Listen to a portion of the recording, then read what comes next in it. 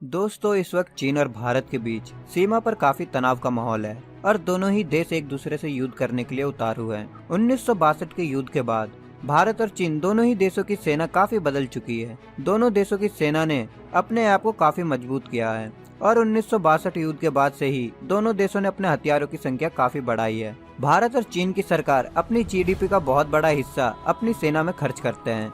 दोनों ही देश परमाणु सक्षम देश हैं और 5 मई 2019 में हुई गलवान घाटी में घटना के बाद सीमा पर तनाव बना हुआ है। दोनों देशों की सेना 1 इंच भी पीछे हटने को राजी नहीं है और भारत चीन दोनों देशों ने ही सीमा पर लड़ाकू विमान, टैंक्स और डिफेंस सिस्टम जैसे हथियार को तैनात कर दिया है।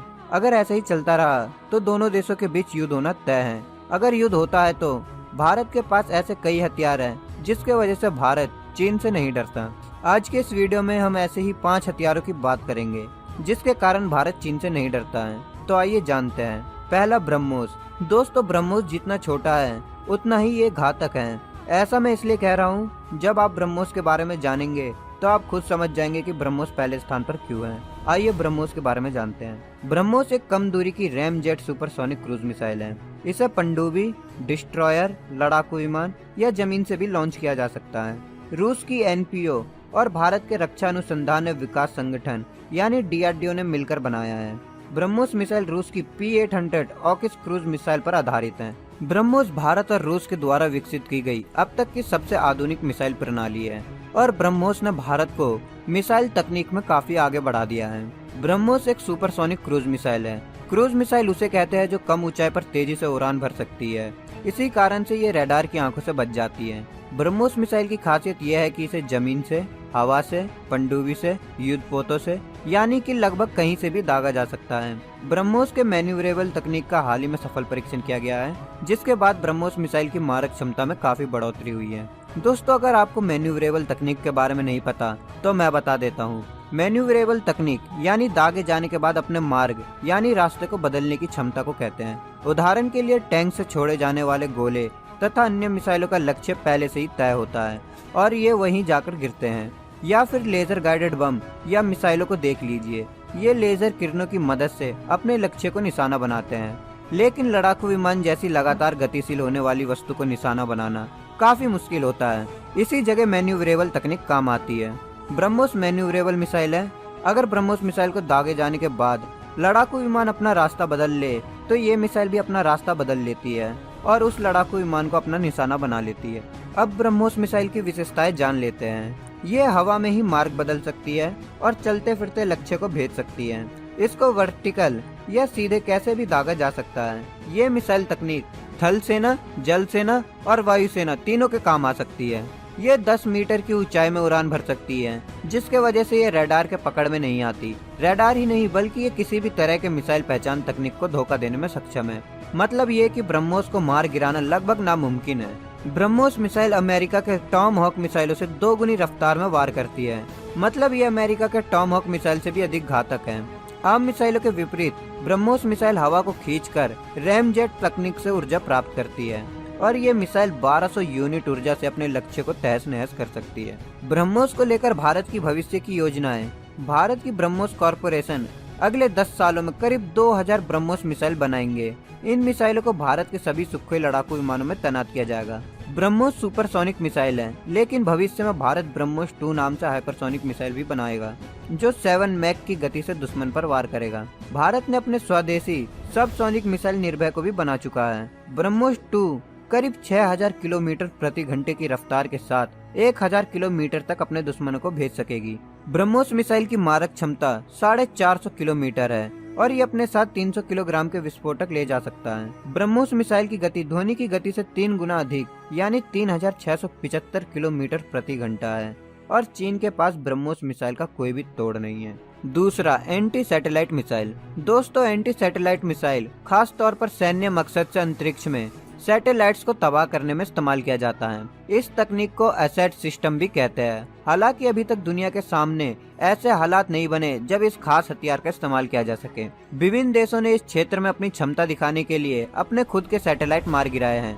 भारत ने 27 मार्च 2019 में मिशन शक्ति के नाम से अपने एंटी सैटेलाइट मिसाइल का सफल परीक्षण किया था और अब भारत को मिलाकर अभी तक सिर्फ 4 देशों ने इस ताकत को हासिल किया है, जिसमें अमेरिका, रूस, चीन और भारत है।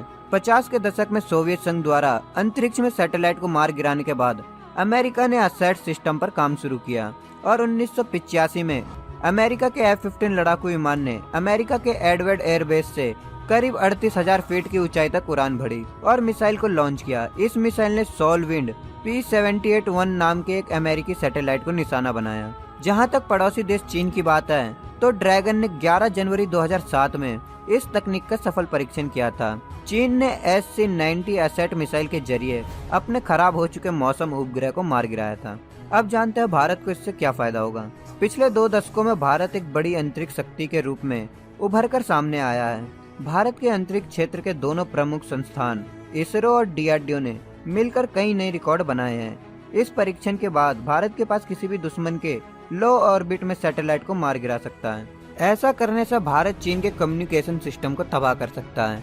मान लीजिए कि भारत चीन के बीच युद्ध शुरू हो गया है और चीन अपने सैटेलाइट से भारत की जासूसी कर रहा है कि भारतीय सेना कहां तैनात है, सीमा पर कौन कौन से हथियार भारत ने तैनात किया है। तो ऐसे में एंटी सैटेलाइट मिसाइल का इस्तेमाल करके उस सैटेलाइट को तुरंत तबाह कर सकते हैं, जिसके बाद चीनी सेना को बिल्कुल भी पता नहीं रहेगा कि भारतीय सेना कहां तैनात है और सीमा पर कौन कौन से और कितने संख्या में हथियार तैनात हैं। भारत के ऐसा करने से चीनी सेना लगभग अंधी हो जाएगी, मतलब उन्हें उनकी सरकार मार्गदर्शन ही नहीं कर पाएगी और ऐसे करने से युद्ध में भारत की जीत तय है। तीसरा, अग्नि 5। जब बात हो मिसाइलों की तो भारत के अग्नि 5 मिसाइल को कैसे भूल सकते हैं। ये मिसाइल अपने बेजोड़ क्षमता और बेमिसाल शक्ति के लिए पूरी दुनिया भर में जानी जाती है। ये अपने साथ परमाणु वॉरहेड ले जाने में सक्षम है, जो 8,000 किलोमीटर की दूरी तक दुश्मनों पर कहर बनकर टूट सकती है। ये एक बैलिस्टिक मिसाइल है जो अपने टारगेट पर लॉन्च करते ही पहले अंतरिक्ष की ओर बढ़ता है और काफी ऊंचाई पर जाने के बाद ग्रेविटी की मदद से बिजली की रफ्तार से अपने टारगेट की ओर बढ़ता है। इसकी शक्ति का अंदाजा आप इसी बात से लगा सकते हैं कि ये जिस शहर पर गिरा उस शहर को पूरी तरह तबाह कर देगा। हालांकि इसका अगला वेरिएंट यानी अग्नि 6 भारत पिछले कई सालों से बनाने में लगा हुआ है, जो अग्नि 5 से ज्यादा घातक और बेमिसाल होगा। इसकी मार्ग क्षमता की बात करें तो ये अपने साथ 10 से 12 परमाणु वॉरहेड ले जाने के साथ 10,000 किलोमीटर की दूरी मार कर सकने में सक्षम होगी। ये मिसाइल बैलिस्टिक मिसाइल होने के साथ ये एक MIRV कैपेबल मिसाइल होगा। MIRV कैपेसिटी वाला मिसाइल उन मिसाइलों को कहा जाता है जो एक बार में एक देश के कई शहर या एक शहर के कई जगहों पर हमला कर सकती है। इस मिसाइल की क्या शक्ति होगी, आप इसी बात से अंदाजा लगा लो कि ये मिसाइल अगर किसी शहर पर गिरा तो उस शहर का नामो निशान तक मिट जाएगा। हालांकि दोस्तों, कुछ रिपोर्टों में बताया जाता है कि अग्नि 6 बन के तैयार है, बस परीक्षण नहीं किया जा रहा है। लेकिन अगर भारत ने अभी अग्नि 6 को बनाकर तैयार नहीं किया है तो हमें उम्मीद है कि भारत इस मिसाइल को इस वर्ष नहीं तो 2022 तक बनाकर तैयार और परीक्षण कर लेगा। दोस्तों, अग्नि 5 का एक और वेरिएंट है जिसे हम K4 सागरिका के नाम से जानते हैं। ये मिसाइल समुद्र से दुश्मनों पर हमला करती है, जो भारत को एक परमाणु त्रिकोण यानी न्यूक्लियर ट्राइड क्षमता वाला देश बनाती है। परमाणु त्रिकोण या न्यूक्लियर ट्राइड उस देश को कहा जाता है जो देश धरती, हवा और समुद्र तीनों जगहों से परमाणु हमला कर सकती है। हम K4 सागरिका की बात करें तो ये मिसाइल अपने साथ परमाणु वॉरहेड ले जाने में सक्षम है, जिसकी मारक क्षमता 3,500 से लेकर 4,000 किलोमीटर तक है। इस मिसाइल से भारत को फायदा ये होगा कि भारत अपने पनडुब्बी द्वारा दुश्मन के नजदीक से नजदीक पहुंचकर परमाणु हमला कर सकता है। इससे दुश्मनों को पता भी नहीं चलेगा कि उस पर कहां से हमला हुआ है और उसे अधिक नुकसान पहुंचाया जा सकता है। मान लीजिए अगर भारत और चीन के बीच युद्ध हुआ और ये युद्ध परमाणु युद्ध में बदल गया, तो अगर भारत अग्नि 5 से चीन पर हमला करेगा तो अग्नि 5 को अपने लक्ष्य तक पहुंचने में 10 से 15 मिनट लगेगा। तब तक चीन अग्नि 5 को डिटेक्ट कर उसे तबाह कर सकता है। लेकिन अगर भारत पनडुब्बी से दक्षिण चीन सागर में जाकर चीन पर K4 सागरिका मिसाइल दागता है तो कुछ मिनटों में ही K4 सागरिका अपने लक्ष्य से जाकर टकरा जाएगी और चीन को पता भी नहीं चलेगा, क्योंकि पनडुब्बियों को रडार से डिटेक्ट कर पाना लगभग नामुमकिन है। चौथा, S-400 डिफेंस सिस्टम। दोस्तों, जब बात मिसाइलों की हो रही है तो देश की सुरक्षा मिसाइलों से करने वाले डिफेंस सिस्टम को कैसे भूल सकते हैं। चीन से तनाव के बाद भारत रूस से मिसाइल हमले से सुरक्षा के लिए S-400 की जल्द से जल्द डिलीवरी चाहता है। भारत और रूस के बीच 2018 में air defence missile system S-400 की डील फाइनल हुई थी। बता दें कि चीन के पास पहले से ही S-400 मौजूद है। S-400 को दुनिया का सबसे एडवांस डिफेंस सिस्टम माना जाता है। भारत को इस वर्ष S-400 मिलना शुरू हो जाएगा, जिसके लिए हमारे देश से तकरीबन 100 सैनिक रूस गए हैं, ये सीखने के लिए कि S-400 को कैसे चलाया जाता है। ये एयर डिफेंस मिसाइल सिस्टम है जो दुश्मनों के एयरक्राफ्ट को आसमान से गिरा सकता है। S-400 को रूस का सबसे advanced long range surface to air missile defence system माना जाता है। ये दुश्मन के क्रूज मिसाइल, लड़ाकू विमान और बैलिस्टिक मिसाइलों को मार गिराने में सक्षम है। S-400 सिस्टम रूस के S-300 सिस्टम का अपग्रेडेड वर्जन है। इस मिसाइल सिस्टम को अल्माज आंटे ने तैयार किया है। S-400 एक ही राउंड में 36 मिसाइल दाग सकती है। S-400 सिस्टम के साथ आने वाले रेडार T-50 की बात करें तो इस रेडार के नजरों से दुश्मनों का बच निकलना नामुमकिन है। इस रेडार की ताकत का अंदाजा इसी बात से लगाया जा सकता है कि जब T-50 रेडार दुनिया के सबसे स्टेल्थ लड़ाकू विमान F-22 रैप्टर और F-35 का पता लगा सकता है, तो चीन के J-20 का पता तो चुटकियों में लगा सकता है। क्योंकि चीन जिस तरह J-20 का दावा करता है कि ये स्टेल्थ लड़ाकू विमान है, दोस्तों स्टेल्थ का मतलब होता है अदृश्य क्षमता, यानी रडार के नजरों में ना आने वाले लड़ाकू विमान, जबकि J-20 को भारत के सुखोई लड़ाकू विमान ने अपने रडारों से ही डिटेक्ट कर लिया था। दोस्तों चीन ऐसा पहला देश है जिसने रूस से इस डिफेंस सिस्टम को खरीदा था। दोनों सरकारों के बीच हुई डील के तहत चीन ने 2014 में इस सिस्टम को लिया था। रूस की ओर से चीन को S-400 की डिलीवरी भी शुरू कर दी गई है। हालांकि रूस ने जो चीन को S-400 मिसाइल सिस्टम दिया है उसकी ताकत को आधा करके दिया है, क्योंकि रूस MTCR का मेंबर है और चीन MTCR का मेंबर नहीं है। MTCR में होने वाला देश बिना MTCR मेंबर वाले देश को 300 से अधिक रेंज वाली मिसाइल ना तो बेच सकता है, ना ही उन्हें बनाने में किसी देश की मदद कर सकता है। लेकिन भारत को जो S-400 मिल रहा है उसकी ताकत उतनी ही होगी जितनी रूस बताता है, क्योंकि भारत 2016 में ही MTCR का मेंबर बन चुका है, जिसकी वजह से रूस भारत को S-400 उसकी पूरी ताकत के साथ सौंपेगा। पांचवा, राफेल। दोस्तों राफेल लड़ाकू विमान एक मल्टी रोल लड़ाकू विमान है जिसे फ्रांस की डसॉल्ट एविएशन नाम की कंपनी बनाती है। राफेल ए श्रेणी के पहले विमान ने 4 जुलाई 1986 को उड़ान भरी थी, जबकि राफेल सी श्रेणी के विमान ने 19 मई 1991 को उड़ान भरी थी। वर्ष 1986 से 2019 तक इस विमान की 201 यूनिट बन चुकी है। राफेल ए, बी, सी और एम श्रेणियों में एक सीट और डबल सीट और डबल इंजन में उपलब्ध है। राफेल हवा से हवा, हवा से जमीन पर हमला करने के साथ परमाणु हमला करने में सक्षम होने के साथ साथ बेहद कम ऊंचाई पर उड़ान के साथ हवा से हवा में मिसाइल दाग सकता है। इतना ही नहीं, इस विमान में ऑक्सीजन जनरेशन सिस्टम लगा है, जिससे लिक्विड ऑक्सीजन भरने की जरूरत नहीं पड़ती है। ये विमान इलेक्ट्रॉनिक स्कैनिंग रेडार से 3D मैपिंग कर रियल टाइम में दुश्मन की पोजीशन खोज लेता है। इसके अलावा ये हर मौसम में लंबी दूरी के खतरे को भी समय रहते भाप सकता है और नजदीकी लड़ाई के दौरान एक साथ कई टारगेट पर नजर रख सकता है। ये जमीनी सैन्य ठिकानों के अलावा विमान वाहक युद्धपोत यानी एयरक्राफ्ट कैरियर से भी उड़ान भर सकता है। ये 36,000 फीट से लेकर 50,000 फीट तक उड़ान भरने में सक्षम है। इतना ही नहीं, ये 1 मिनट में 50,000 फीट की ऊंचाई तक पहुंच सकता है। ये 3,700 किलोमीटर की रेंज कवर करता है। राफेल की रफ्तार 2,222 किलोमीटर प्रति घंटा है। ये 1,312 फीट के बेहद छोटे रनवे से भी उड़ान भर सकता है। राफेल अपने साथ एक बार में 15,590 गैलन ईंधन ले जाने की क्षमता रखता है, जिसकी वजह से इसे युद्ध के दौरान बार बार एयरबेस नहीं आना होगा।